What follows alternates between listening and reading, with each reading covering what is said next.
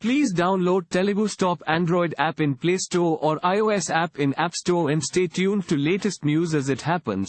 Aba, Saudi Arabia, October 17th. After a 6-week camp at Bhubaneswar, the Indian senior women's football team has reached Saudi Arabia for the final leg of their preparations ahead of the AFC Women's Olympic Qualifiers Round 2 in Uzbekistan later this month. Despite suffering 2 defeats in the Asian Games in their first appearance in 9 years in the Asian Games in Hangzhou recently, the Thomas Dennerby coached squad is undaunted by the setbacks and is confident of putting up a good show.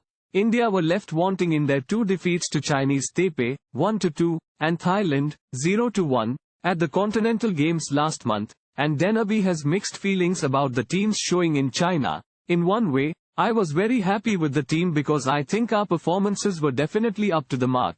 We played against 2 higher-ranked teams. We gave them a big fight, and that was good.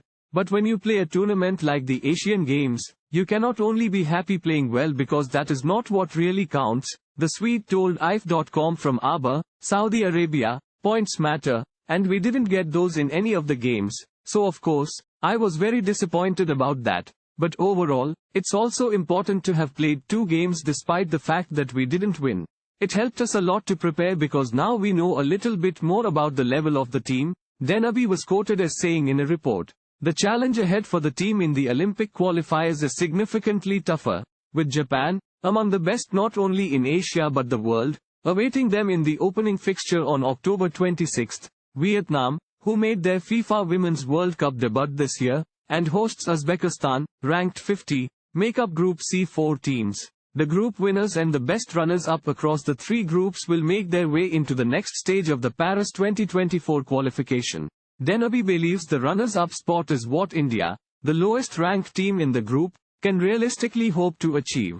Everybody involved in football knows that Japan, against whom we will start the Olympic qualification round 2, is a really strong team. The only team who beat the world champion, Spain, 4-0 in the World Cup this summer. They played the Asian Games with, you can say, their B team.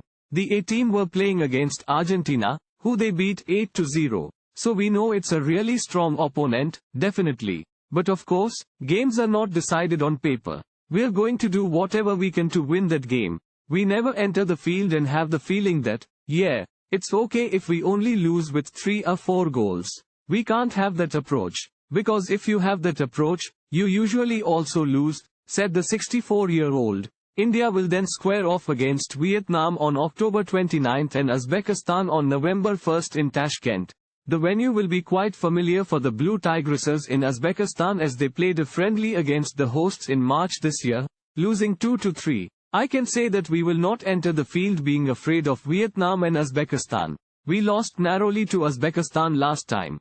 At that time, we also missed a couple of players who are with us now. I will say that Team India are a little bit stronger than it was in March. Vietnam is also a team we respect a lot.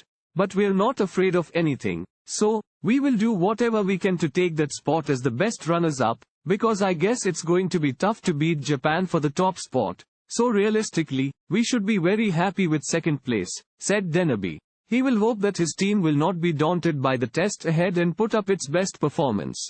Thank you for watching. Please subscribe to channel and click on bell for more daily videos.